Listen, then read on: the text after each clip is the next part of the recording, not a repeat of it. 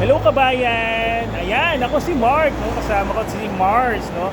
So ngayon, andito kami sa Central Station MTR. Alam mo ba, ang maganda dito sa park na to, marami kang pwedeng sakyan. Una, ito nga, yung tinatawag na MTR, so subway station yan.